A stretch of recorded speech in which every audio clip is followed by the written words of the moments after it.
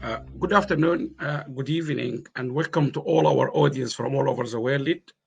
It's quite an exciting event today. I'm very pleased to have distinguished 14 scholars, experts, policymakers, educators, consultants, surgeons from all over the world going to join me, lawyers, students from Nigeria, from UAE, from the US, and from the United Kingdom. The topic we're going to discuss today is about how we all live together peacefully and in harmony. The title, which is we have chosen, which is Black Lives Matter, but really we're going to be talking more broadly than Black Lives Matter to really how we all people live together. We should live together because we are here together to stay together. We're going to really discuss issues around how we can help each other. We are brought to this, or as a human being, we are here to live together. We love each other.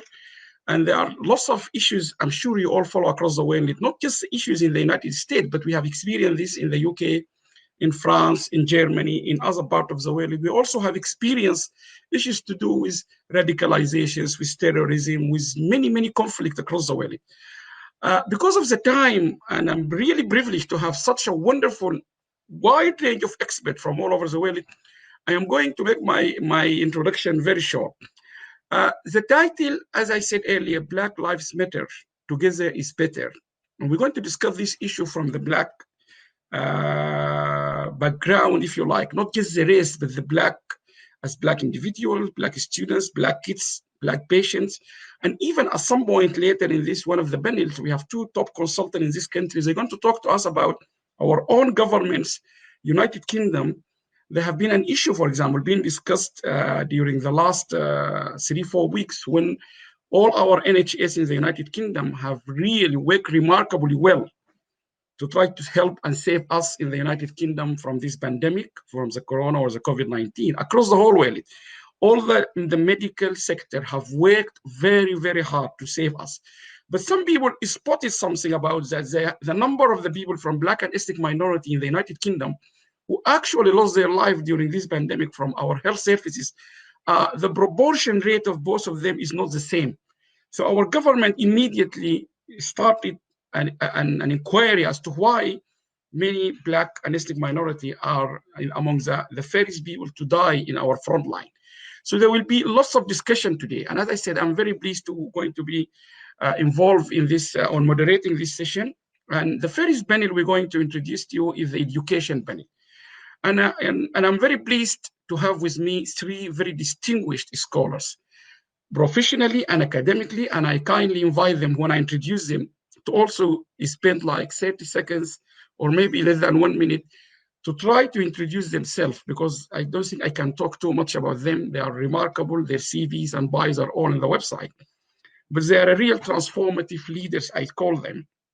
But to give you a very small background about the Sustainable Development Goals and the Sustainable Development Agenda 2030, at the heart of sustainable development as declared by the United Nations from 1980s to the 2000 to 2015, education is the heart of achieving sustainable development, the heart of the whole, if you like, efforts worldwide.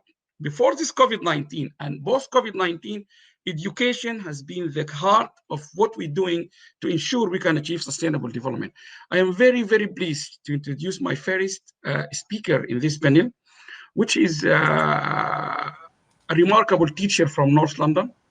I will let him introduce himself. Rakeem, if I can use the word Rakeem to introduce you. Rakeem is a teacher, he's a wonderful teacher.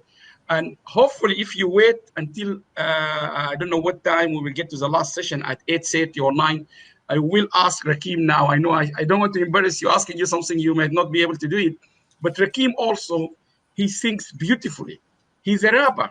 He can give us some rap at the end. Yes, wonderful. He's been loved by many students. I have seen kids like him, love him.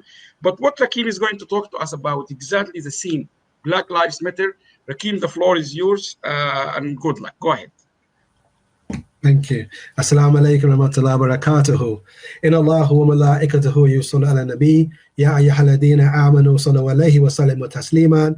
اللهم صل على سيدنا محمد الفاتح لما أغلق والخاتم لما سبق ناصر الحق بالحق والهادي إلى صراطك المستقيم وعلى آله حقا قدر دار العظيم. أما بعد ولا حول ولا قوة إلا بالله ولي والدين. Alhamdulillah, I thank Professor for inviting me here today. Thank you very much for inviting me.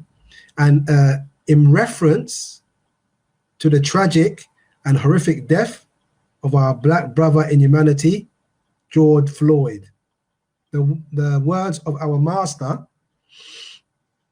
Al-Hajj Malik al-Shabazz, who's known as Malcolm X, and he said some amazing words that resonate and actually is good to focus on. He said, if you stick a knife 9 inches into my back and pull it out 3 inches, that is not progress. Even if you pull it all the way out, that is not progress. Progress is healing the wound, and America hasn't even begun to pull out the knife. This is something to reflect on, thinking about the position of the black people in America. Also, I agree with the words of the internationally known teacher, lecturer, and diversity trainer, Jane Elliott. She said that racism is learned. Jane Elliott conducted her famous blue eyes, brown eyes exercise 50 years ago to help her all-white 3rd grade students learn about discrimination. She has been a crusader for education about race ever since. Jane Elliott said, "You are not born racist. You are born into a racist society, and like anything else, if you can learn it, you can unlearn it. But some people choose not to unlearn it because they're afraid they'll lose power if they share with other people. We are afraid of sharing it." That's what all this is about. She also stated that if you are white, like a white American, and you're in the school system, if you go through the American system, you will learn racist views, meaning that you will not learn about the great contributions that black people have done to world civilization. And so what you will learn white supremacy. You will learn that as a white person, you are better off, and that the ones who are at the bottom of the system are the blacks. This is what you learn even indirectly. A famous sociologist, Professor Stuart Hall, he said, "We have been taught the history of the winners." So basically, as a society, the history that we learn is the history of the winners. And W.E. Du Bois said, in propaganda against the Negro, there has been propaganda against the Negro since emancipation in the land. We face one of the most stupendous efforts the world ever saw to discredit human beings, an effort involving universities, history, science, social life, and religion. So basically, I haven't got much time, but this is just some quotes for you to think about. And when we're thinking about what is going on in the UK today, well, black boys in schools, they're doing better in primary school, but then in secondary school, we have a large proportion, especially boys from the Afro-Caribbean, who are not achieving, who are not doing well. And there are many reasons for this. And one of them is the school curriculum fails to capture and raise their self-esteem. Something that is great that happens, we have Black History Month. Black History Month goes a fraction of the way to improve self-esteem, but this varies from school to school depending on the main teacher that is in the school. And also, this is something that Black history should be part of the curriculum, so every child should learn. If you're white, if you're black, if you're yellow, no matter, you should learn this history.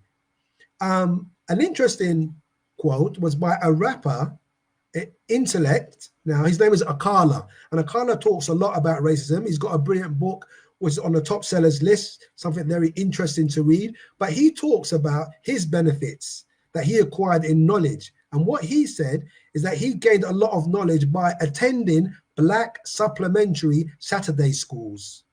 He saw firsthand the difference between Black students that went and those who did not, the latter mostly falling by the wayside. And he is someone that we can look at. So we have many problems. Teachers who do not understand the background and culture of the kids, Black Caribbean kids having the highest permanent and fixed exclusion rates. Also, we have a high correlation between attending public referral units and going to prison. There's a correlation between the two, okay? And some teachers are viewing black students as not ideal learners. I know I've run out of time, so that's what I'm going to say for now. Okay, lots of things there in a short time, but yes. Okay, Rakeem, thank you very much. That's a wonderful introduction. And thank you very much for dressing so nicely to show all these beautiful, nice clothes. I wish I will have one. I could have dressed it. Now, thank you very much, Rakeem. Very good introduction to start this conference. I will come back to you, Rakeem, and I will now move to our next speaker in the first panel, which is Sarah. Sarah, thank you very much for your time. I would so much. I will give you the chance to introduce yourself. But Sarah is one of the. She's a head teacher. There's many head teachers in this country, in the UK, but she has been awarded many awards for doing excellent in her job. She is a leader in head teacher. She's just not a normal head teacher. I know you are very humble, Sarah, but it's better to make this clear.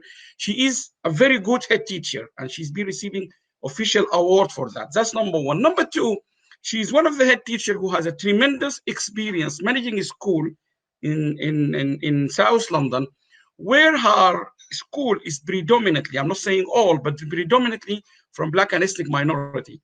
And she did extremely well. And this is one of the issues here. And I hope in the next part of Sarah, or now, I would let her speak as she likes, but also can show you she's not just talking about Black's life matter from education, but she is a mastering of her education, but also the leadership.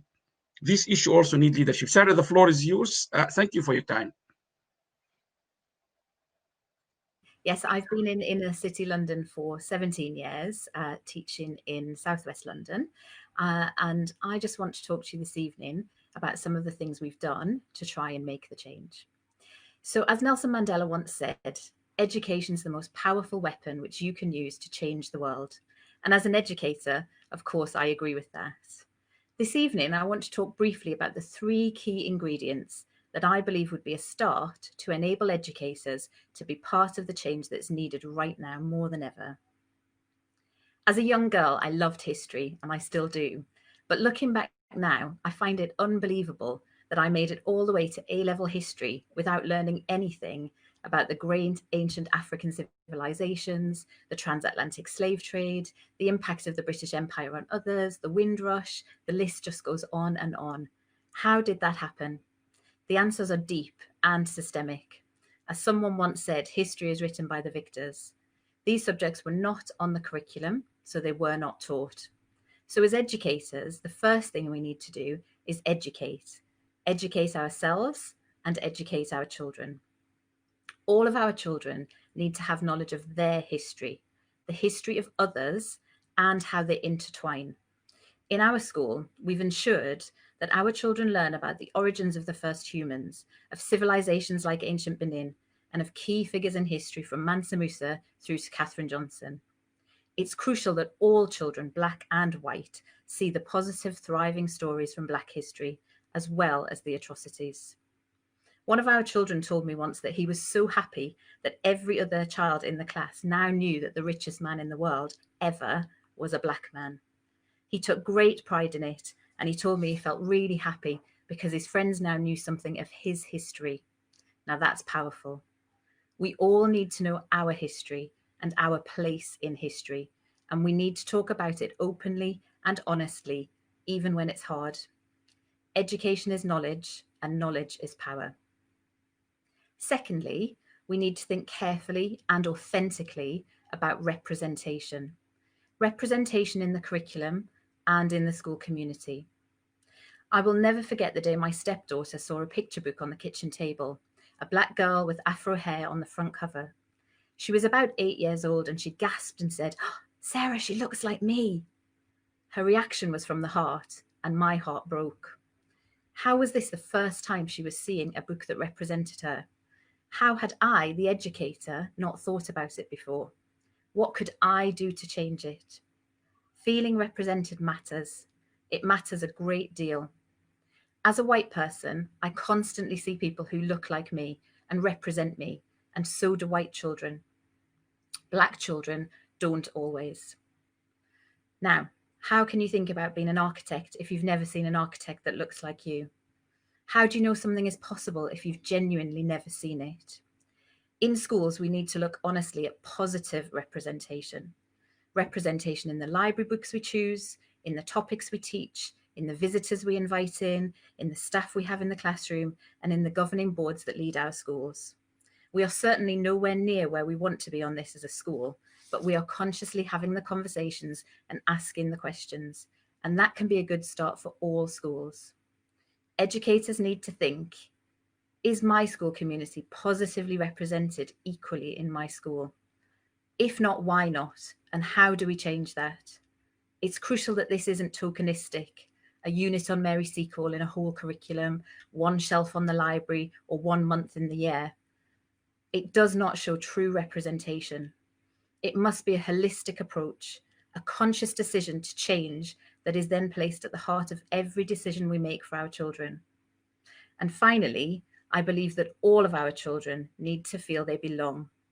The late, great Rita Pearson talked passionately in her TED Talk about the power of connection and the impact it has on a child. If you do not feel valued or positively represented, how can you feel you belong? And if you do not feel you belong, why should you participate? Why should you behave?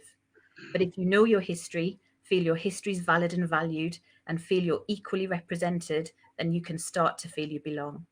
And if you feel you belong, you have higher self-esteem, you can visualize yourself doing anything, and you can be part of the change. At St. George's, our children are all taught about their history. They all see people that represent them, and they all know that they are loved and valued. My happiest days in school are when a parent or child says to me, our school family. It's a real sign they feel they belong. There's still a long way to go, but I believe this is a good place to start. Thank you. Okay, thank you very much, Sarah. Thank you very, very much. That's a very good contribution, very good points, really very good points. Sarah, I'm going to invite Sheikh Babikir, our third, last and not least speaker. And just for our viewers, I can already see lots of biling comments. I didn't put them on the screen. So we're going to introduce the third speaker, Sheikh Babikir. And after he will finish, I will bring all the three speakers for another 15 minutes to have them all on board. We will discuss it. And also, if you have any question, please share it with us. Sarah, thank you very much. I will come back to you, Sarah. Also, please, if you could kindly share this network with all your friends and network, because we really want other people to really share and enjoy and ask questions to us. And this is a link. You just need to send them this link. And if you have any question, you can write it here and I will come back. Now, I would like, with great pleasure, to invite or to give the floor to Sheikh Babikir, Ahmed Babikir. And Sheikh Babikir is very known for all of us. Sheikh Babikir is a teacher. He started his career 40 or 40-something years. I don't want to make you old, Sheikh, but he started his career as a teacher. He's one of the founder of the Islamic teachers, and he's a Sheikh. He leads the prayer in one of the biggest mosques in Brent. And he's been hugely respected among the Muslim community, by even the government, by the royal family, Prince Charles. They respect him hugely. There's many reasons why he's been highly regarded, the same like Sarah being given lots of awards and regards. But I will just mention one, which I keep receiving whenever Sheikh is talking from all over the world, not in the UK. We receive lots of messages talking about how the Sheikh is the person who is so moderate in his preaches, in his talk. He's the one who can really connect Muslim and non-Muslim. He's the one who understands really how people can live together from that particular Islamic and education. But he's an educator. He's a head teacher. He's an expert. He got lots of videos. So Sheikh, thank you very much for your time. The floor is yours. Go ahead, Sheikh. Thank you very much indeed. Thank you. Assalamu alaikum wa rahmatullahi wa barakatuhu. Bismillahir Rahmanir Rahim. Alhamdulillah wa salatu wa salam ala Rasulillah al-Amin. My dear brothers and sisters, the world is our home, and it is our duty to try to do our best to make our home comfortable for everybody. As an educator and a da'iyah, a person who tries to bring people together, I feel through my journey of education that there is an element that is missing. Specifically now, if I look at the world, I see the world is so frightened of an enemy that they cannot see, and there is no solution in sight. The whole world standing still. Countries, in some cases, are ruined. Companies are bankrupt. People are unemployed.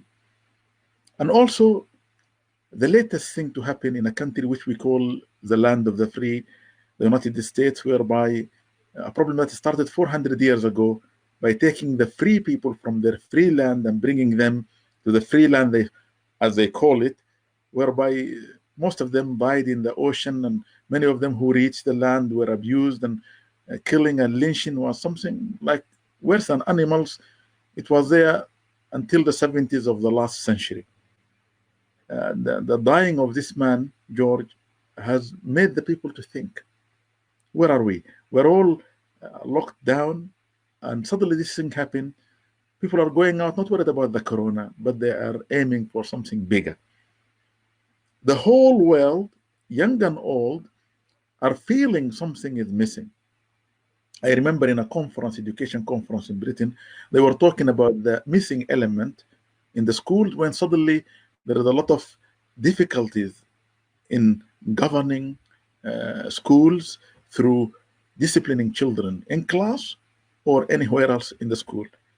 And bullying was rife, and they came to a conclusion the spiritual element is missing. What I would like to say, really, if this is something that we just need to understand now, we really don't know who we are.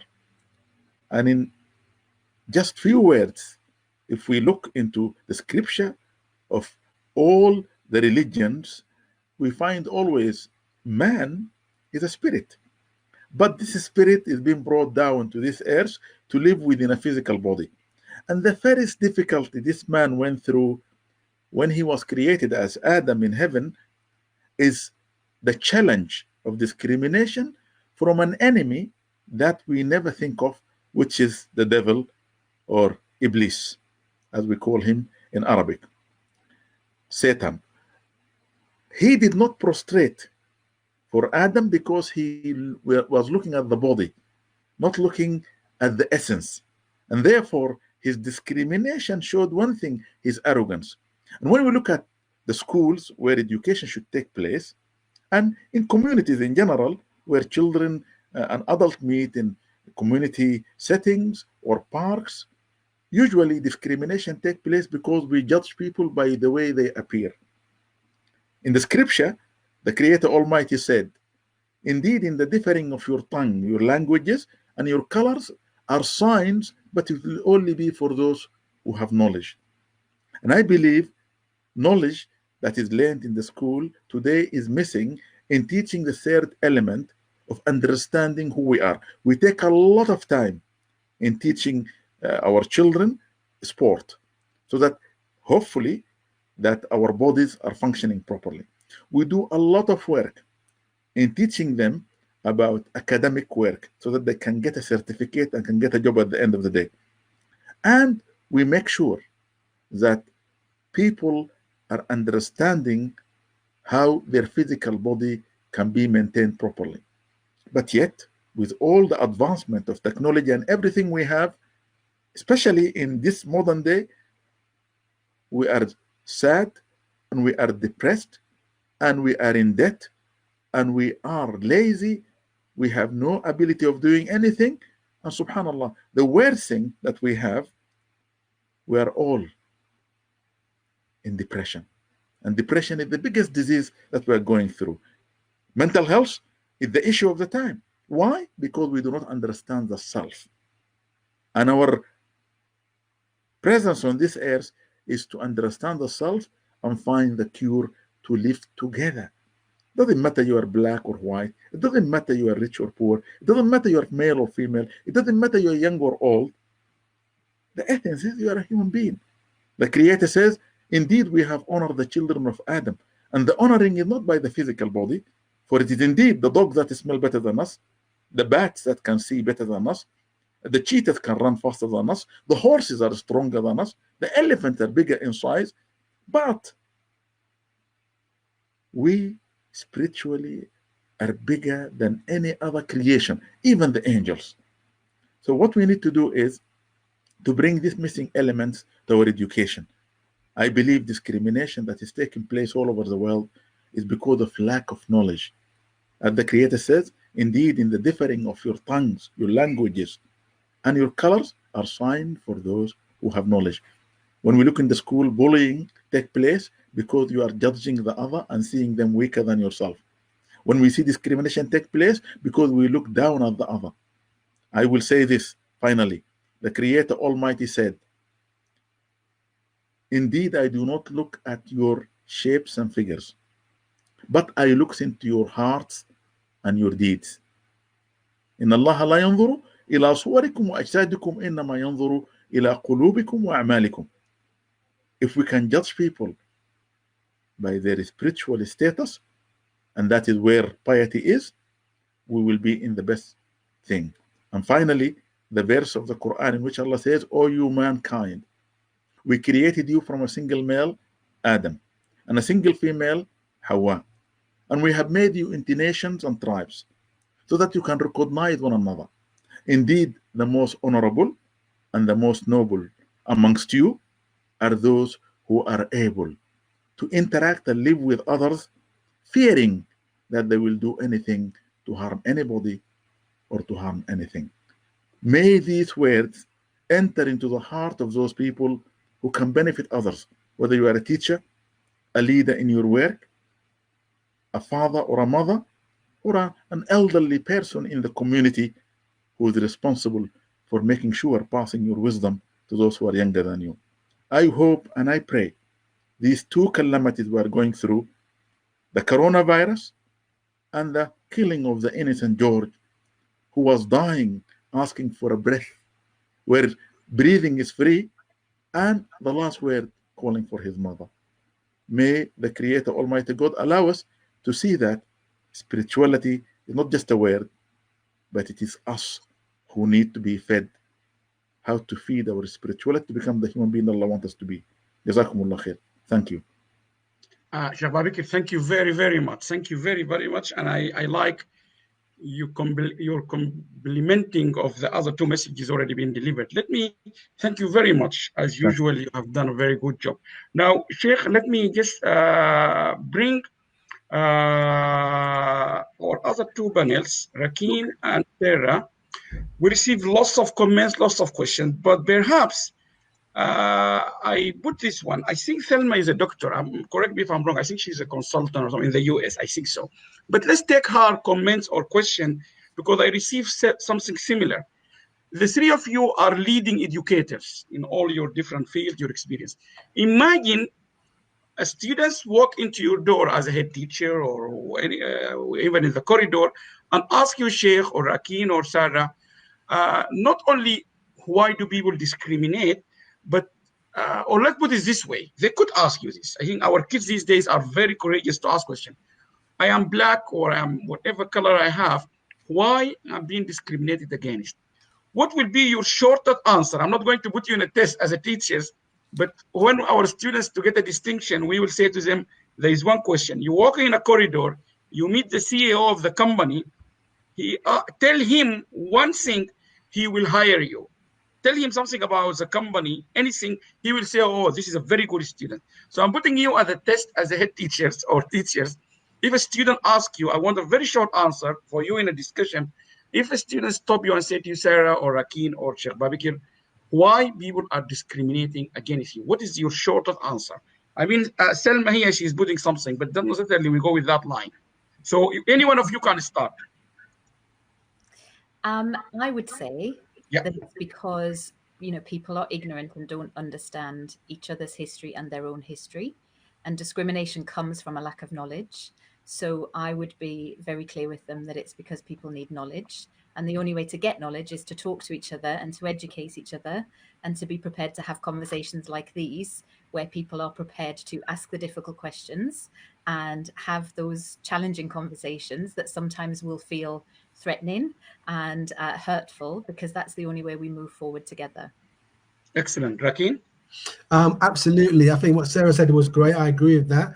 We would say that there's ignorance, because with ignorance, this is why people have these kind of and bad opinions of each other. But also I want to add something else in there is Al-Hajj Malik Al-Shabazz, Malcolm X, he said that he's scared of the media because he said the media can make an innocent person guilty and a guilty person innocent. And so even today, what we see in the media is that there's something called scapegoating. So for example, when there's a problem, there's poverty going on, then somebody has to take the blame. And so usually it's the immigrants that get the blame, even though the immigrants are here, they're working hard. But then, for example, certain newspapers, they will say this is the problem. So scapegoating is a big issue. So on a whole, now, ignorance. Excellent. Now, Sheikh Babikir, I will give you to answer, but maybe that's Rakin just helped me to ask, maybe to ask you something. With your long experience with students from Black and ethnic minority, not necessarily, but you have done lots of work in transforming people's lives and so on. To what extent, Rakin said, because immigrants, for example, in many places have been blamed by the stereotype. But do you see the immigrants themselves has a role to play in order to minimize that stereotyping? Do you see them are just victim, or there's something to be blamed for? Well, I will say there are three things. The first thing that I went through this, and I had a student coming crying in my office. The first thing I say to them, from my spiritual development for myself, self-confidence is the most important thing. If you value yourself, nobody can undervalue you. And in many cases, discrimination can take place, most likely with the weaker people, just like bullying. And if you are that kind of person who is withdrawn in, it is more easier for you to be taken advantage of. And I remember one thing. I lived in this country now almost 43 years, 44 years. Not one single day somebody said to me anything about discrimination, go back.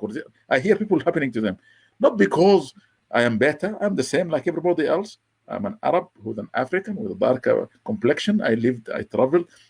But because I don't really care. So the second point comes, if you are self-confident, the Creator said in the spiritual development, and those who know themselves and value themselves, when the ignorant speak to them, they pass by saying peace. We have an Arabic statement that says, the camel walks and the dog barks.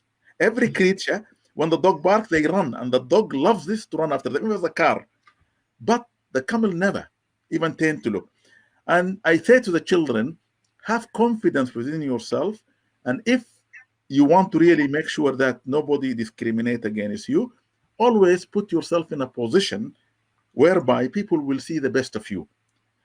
And the third thing, which is also important to me, I always talk to parents, because I believe school education is one thing, but parents are pivotal in making sure their children are informed, even though the schools are not providing for them. So I believe the immigrants now coming to this country. I'm an immigrant myself, but now I'm British. You need to stand your ground, and you need to. And the latest immigrant that came to this country are Somalis. But when I look at them in this country, I think they have been living here for 70 years compared to others, because they came and by the whole weight, they went to the market, opened businesses, built their masajid. There are communities have been in this country for 78 years, and they have nothing to show for. So that kind of will and power will push people to do better while coexisting. So the home, self-confidence, plus taking yourself to understand that you should always not withdraw, but put yourself in the front. Okay, thank you very much. I will ask you two questions in one at the wrap up. Sorry about that, I apologize, but I want you to somehow connect them. The two questions are, this is from my reading of people feeling here on the questions and comment. To what extent you're all very senior educators, you all have tremendous experience within, I know you're all Londoners, but fine, London is a multi-mix community. To what extent do you all see that educators like yourself, junior or senior, or schools, which are the heart of everything we agreed, and the government general education strategy is doing enough to help eradicate the misunderstanding among communities? Because the schools are in the heart of community. Generally, not your school or your own personal experience, but to what extent you see us in the UK, could you say we are very proud, we are doing well? Because we still a UK-based organization. We're discussing this in the UK. Of course, we are talking about global issues. And to some extent, maybe just quick reflection. Do you feel as a British citizen proud when you go on holiday? Where are you from? I'm from the UK, I'm British. Do you feel proud when it comes to political discussion? To say that, do you really feel this is genuinely proud about this, or you feel it's something political correctness?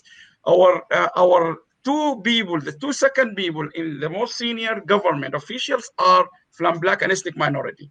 Our Home Secretary and our Minister of the Chancellor, the Minister of Finance. So do we as British, we should say we are very proud. This is a remarkable progress, because you have Boris Johnson, the second, the third people in government are from black and ethnic minority.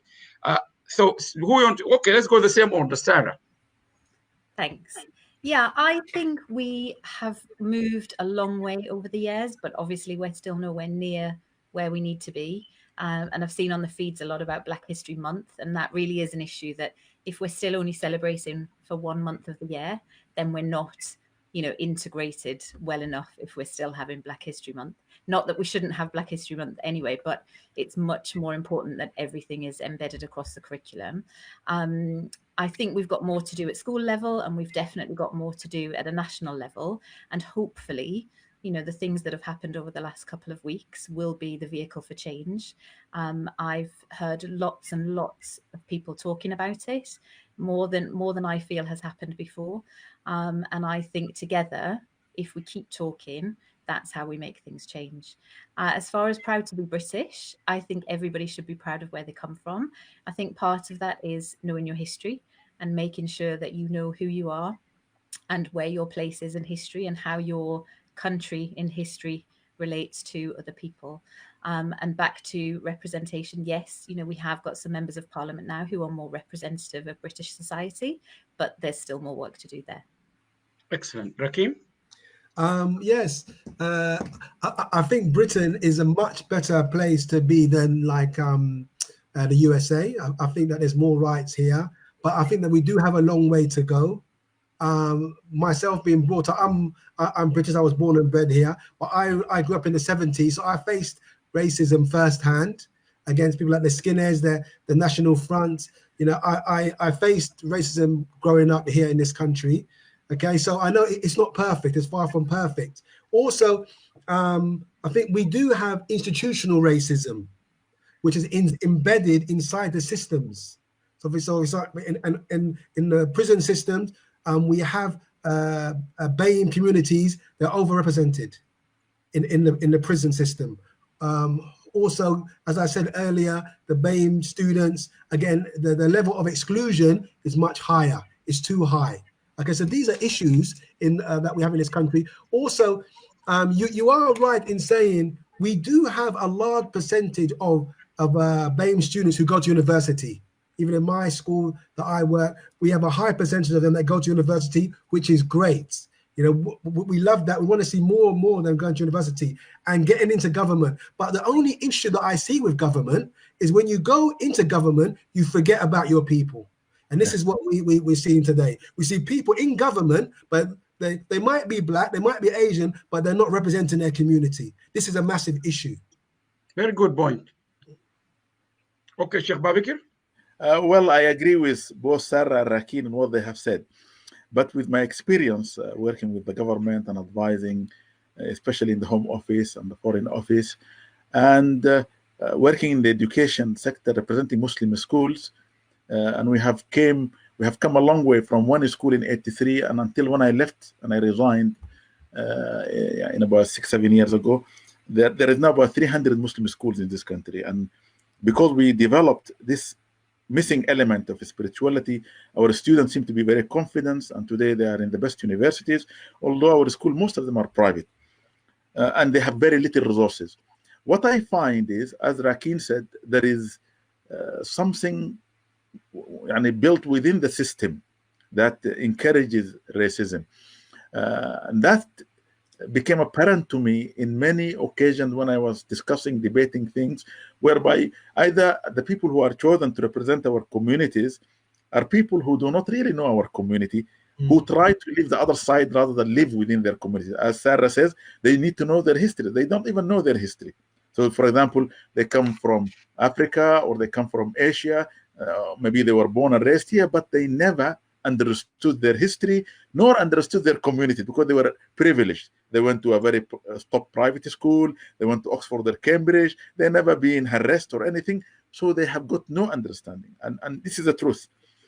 What really I think need to be done is that we who are in education to push for, as Sarah says, more representation of the history as it is and as it was. We should talk about colonialism. It is good and it is bad. We should talk about the Crusaders and what they did. We should talk about the Arabs and the slavery they did. We should talk about Africa and it is missing gems. And today in Africa, still there is slavery. But it's slavery done by companies that are selling their diamonds in the richest street in Western Europe and America. And there is slavery in India, which we are going and buying the best weaved carpets for ourselves. Persian carpet weaved in India, brought to this country, costing thousands, but children who are weaving it are still underground, chained. They don't even see the sunlight. If we can put this in the curriculum and we teach it, not just in 1 month or 1 week, this is nonsense. Yani, Black Week, what does Black Week mean? It means nothing to me. It should be a part and parcel of that. Moreover, I would really think those who are really racist, they will never change their way. But if we can change the system, perhaps at the part of the system, they will not be able to do anything. And the biggest discrimination I have seen is when children finish universities and they apply for jobs. Believe me, it is the saddest thing. Somebody who's absolutely wonderful in what they do, but then they are not given the job. This is sad. Even you are a university professor, Dr. Alam. I remember in my days, some people who apply for university places, they're not given. They have got 3 A's. Somebody else with 1A and 2 B's or 1A, 1B, 1C are given. And that is now beginning to correct itself.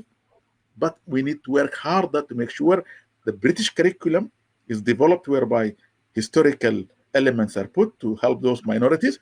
And plus, in the workplace and in universities and colleges and school, we try to eliminate discrimination. If systematical discrimination is removed, I think we have got. And I tell you one thing, I had never visited any city that I can be proud of as a representation of the world than London. It's my favorite city. I would not live anywhere else. I would not even live in Mecca, whereby it is the land of Islam. But London have everybody and everything, but with a little bit of work, inshallah, we can make it. You said 2 people in government, we have 3. The mayor of London is an Asian and a Muslim as well. So we are very lucky to have people representing us, but we need them. I always challenge them when I meet them. They need to represent us and challenge racism from within, inshallah. Now, thank you very much. But just to maybe to balance what you said, Sheikh, we are very proud, we are very happy, particularly as Londoners. But it reminds me, I think several months ago in the Brit Award, that song Black, which got the award, it's very nice. One of the best songs I have ever heard, the way it's being done. But he himself, when he's doing the rap, we come to the rap later if you can, Rakin, he said, or Prime Minister said, we are the least racist country.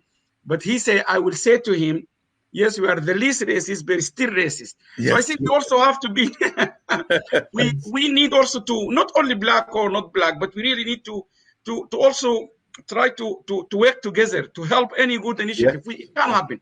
But thank you so much. I mean, you can see there's many questions came. I tried to show some of them just to assure the people, because we're really keen on people engaging with us. I showed all the questions, many of them, and I will assure you, all of you guys, you will get answered. But this panel really, I stretch it more than I can. But this question, like from Joseph is a remarkable person. I am very keen to get him on the panel later. This is a good question. Many people, they said when they talk at universities, integration. He said the Somali in the oldest community in the UK, as Sheikh Babikir you said, and have been living in the UK for more than 100 years, but very slow in integration. So we need to discuss these issues. but we have to do it later. We have a complete panel on community, and I just wanted to assure you this will happen. The way it's going to work, this panel is concluded, and at 9 o'clock, we will see if the three of them, when they are watching the rest of today, they have another burning point they want to bring back. I will assure you if they are available, I will bring them back. But at the end, we will also give them the chance if they want to come back. But for now, and I can assure you we'll continue.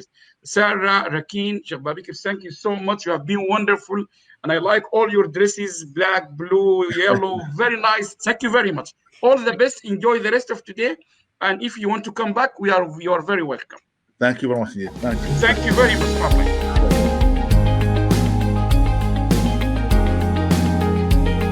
So please remember, if we all help and do a little bit, it will make a big difference.